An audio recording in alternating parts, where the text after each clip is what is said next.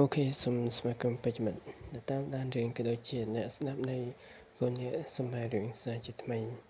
ថ្ងៃនេះខ្ញុំបាននាំយកនៅក៏ដូចជាបង្វែរនៅអារម្មណ៍របស់ប្រិយមិត្តអ្នកស្ដាប់នៅរឿងនិទានថ្ងៃនេះខ្ញុំបាននាំយកនិទានរឿងមួយក៏ដូចជាមុនខ្មែរឬកូបាឬក៏កូសិលដែលបានចាស់និយាយតគ្នាតាំងពីបរមបុរាណណាស់មកហើយគោបាក៏ដូចជាគោសិលនេះមានអាយុកាលជាយូរណាស់មកហើយគោបានិងគោសិលនេះគេធ្វើវាឡើងដើម្បីធ្វើការសម្រាប់ប្រយុទ្ធឬក៏ដូចជាសម្រាប់ចូលអ្នកណាម្នាក់អ្នករៀនខាងនេះគឺសុទ្ធសឹងតែជាអ្នកគិតនៅផ្លូវអាក្រក់ជាអ្នកបែកឆ្វេងគោបានេះអាចសង់ក៏ដូចជាសូនរូបភាពបានគេដើររកនៅខ្មោច7មច្ឆាដើម្បីយកវាមកស្លហើយនឹងសូននៅរូបរាល់ថ្ងៃសិលដើម្បីធ្វើរូបគោនេះបានគេដាក់ក៏ដូចជាសូត្រនៅមុនគាថាមេគាថាមេអដ្ឋានជាខ្លាំងពូកែគឺសិតសឹងតែស្ដេចអដ្ឋាននិងមេអដ្ឋានទាំងអស់ដើម្បីដាក់ចូលទៅក្នុងគោបាក៏ដូចជាគោសិលនេះហើយគេចារនៅកថាក៏ដូចជាគេទៅសេនៅយ័ន្តនៅលើរូបគោនិងដាក់នៅកន្លែងគោនេះដើម្បីដាស់វិញ្ញាណគោក៏ដូចជាដាស់អដ្ឋាននោះឲ្យប្រកែស័ក្តិសិទ្ធិឲ្យខ្លាំងក្លាពេលកាលណាដែលគេដាស់ក៏ដូចជាដាក់នៅមុនគេថានោះហើយគោក៏ដូចជាគោសឬក៏គោបាយើងអាចហៅមកប្រភេទទៀតណាដែលជាអ្នករៀននៅមនោគមខ្វល់នេះមានច្រើន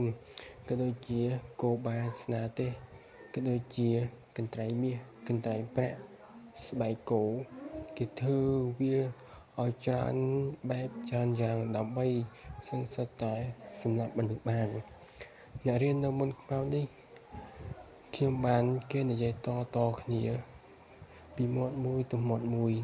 នៅខេត្តព្រៃវែងមានបរិសុទ្ធចំណាស់ម្នាក់គាត់បានល្ងាចឡើងនឹងទៅក្រោយផ្ទះមានដំបូកមួយគាត់បានទៅអង្គុយនៅទីនោះគាត់បានភាវនានុធម៌ក៏ដាក់នៅមន់ឆ្កាងហើយក៏បានសូត្រធម៌រហូតដល់កៅអៅចេញហើយក៏បានសូត្រធម៌រហូតដល់មន់ឆ្កាងនោះចេះរងាវចេះងើបកាលណាដែលមន់ឆ្កាងដែលគាត់ដាក់នោះចេះរងាវចេះងើបមុនគាថាក៏ដូចជា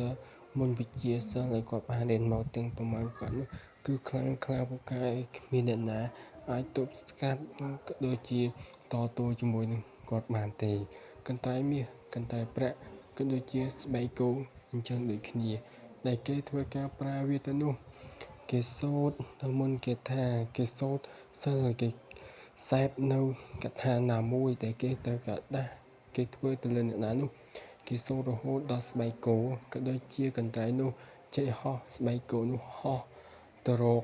មនុស្សដែលគេធ្វើនោះគេបានធ្វើឲ្យមនុស្សនោះក៏ចាប់ផ្ដើមធ្វើការឈឺចាប់បន្តិចម្ដងរហូតដល់ថ្ងៃស្លាប់ពោះរបស់គេកាន់តែប៉ោងឡើងបើសិនជាយើងមិនជឿទៅលើជំនឿ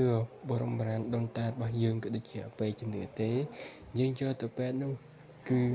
សឹងសុទ្ធតែមិនបានឡើយពេទ្យបណ្ឌិតមើលទៅមិនមានអ្វីទេគឺដូចជាធម្មតាប៉ុន្តែយើងជឿទៅលើអបិយជំនឿណាតាំងពីបុរាណមកនោះយើងរកគ្រូមើលក៏ដូចជារកគ្រូទាយមើលទៅនឹងអាចដឹងថាយើងឈឺមកពីមូលហេតុអ្វីនឹងអាចព្យាបាលទាន់ពេលវេលាបើមិនចឹងទេនោះយើងនឹងអាចបាត់បង់ជីវិតនៅថ្ងៃណាមួយដែលគេធ្វើមកលើយើងអ្នករៀនខាងនេះក៏ពិបាកដែរដល់ពេលស្លាប់ទៅនោះគឺសង្ស័យតែចុះទៅក្រោមគឺដូចជាឋាននរកណាគឺសិតសឹងតែជាអ្នកសម្លាប់មនុស្សណាអ្នកណាដែលស្អប់អ្នកណាម្នាក់នោះគេនឹងមករកអ្នកដែលចេះមុនវិជាមុនខ្មៅនេះដើម្បីធ្វើការឲ្យសម្លាប់នៅបរិសុទ្ធម្នាក់នោះឯងបើសិនជាអ្នកត្រូវអំពើក៏ដូចជាត្រូវគេរកគ្រូឲ្យធ្វើឲ្យនោះសូម្បីតែអ្នកលេងនៅកណ្ដឹងរបស់គោអ្នកក៏ចាប់ផ្ដើមឈឺចុកចាប់ពេញខ្លួនចូលតំណតែគោនេះ họចូលហក់វត្តអ្នកទៀតនោះតើអ្នកទៅជាយ៉ាងណាអ្នកប្រកាសជាជោគចាប់រហូតទៅដល់ថ្ងៃស្លាប់ណាហេតុអ្វីបានជាមនុស្សយើងចេះតែគុំគួនគ្នាបែបនេះគឺយើងរកមួយថ្ងៃរស់មួយថ្ងៃដូចគ្នានេះក៏សឹងសុទ្ធតែជាការចំណែនឈ្នានីសពីមនុស្សម្នាក់ដល់មនុស្សម្នាក់តែឃើញគេធ្វើល្អណាហើយក៏បានស្អប់ខ្ពើមគេឬក៏មានអ្នកស្រឡាញ់អាណិតចូលចិត្តច្រើននោះក៏បានចាប់ផ្ដើមធ្វើការចំណែនគេកាន់តែឡើងទៅពីមួយថ្ងៃទៅមួយថ្ងៃទៅរឿងកុមារស្នេហ៍ទេសនេះឬក៏គូសរនេះមួយគឺពិបាកខ្លាំងណាស់បើសិនជាយើងសូនមកហើយឬយើងទៅទិញពីគេហើយមកនោះបើសិនជាយើងអត់ចេះប្រើប្រាស់វានឹងធ្វើការនាំផលពិបាកមកឲ្យយើងនៅថ្ងៃណាមួយឬក៏យើងក៏ពិបាកប្រើដែរព្រោះយើងមិនមែនជាគ្រូឬក៏ជាអ្នកចេះនៅវិជ្ជាផ្សេងៗដែលអាចប្រើប្រាស់នៅចិត្តដាស់នៅក្នុងអាគមនេះបានបើសិនជាលោកអ្នកស្ដាប់និងប្រិយមិត្តទាំងអស់គ្នានឹងយល់អំពីរឿងកុមារស្នេហ៍ទេសក៏ដូចជាកុសលនេះហើយព្រោះវាមានតាំងពីបរមបុរាណតមករហូតមកដល់សពថ្ងៃនេះក៏មានដែរហើយតែអ្នកខ្លះជឿអ្នកខ្លះមិនសូវជាជឿប្រហែលទេប៉ុន្តែអបិយជំនឿគឺមានពិតមែនទម្រាំតែគេសូនរូបក៏ដូចជាធ្វើនៅកុមារស្នេហ៍ទេសនេះមកមួយគឺលំបាកណាស់គេត្រូវដើររកសាកសព7មច្ឆាដើម្បីយកមកធ្វើសូនជារូបគោហើយគេសេពនៅមុនវិជាផ្សេងដើម្បីដាស់គោធ្វើយ៉ាងណាឲ្យគោនោះខ្លាំងក្លាមានអំណាចទៅជះលើគេអ្នករៀនខាងនេះគឺសង្ស័យតែជាមនុស្សម្នាក់ដែលគិតអាក្រក់ដូចជាធ្វើអាក្រក់អានឹងគេហៅថាមុនវិជាការក៏ដូចជាមុនខ្មៅក៏ដូចជាខាងផ្លូវងងឹតតើប្រិយមិត្តអ្នកស្ដាប់ទាំងអស់គ្នាយល់យ៉ាងណាដែរសម្រាប់រឿងកុមារស្នេហ៍ទេសក៏ដូចជាកុសលនេះបើសិនជាអ្នកទាំងអស់គ្នាឬប្រិយមិត្តទាំងអស់គ្នាជឿមិនជឿនោះអាស្រ័យទៅលើប្រិយមិត្តអ្នកស្ដាប់ទាំងអស់គ្នាទេប៉ុន្តែខ្ញុំសូមបញ្ជាក់ថារឿងទាំងអស់នេះគឺពិតជាមានមែន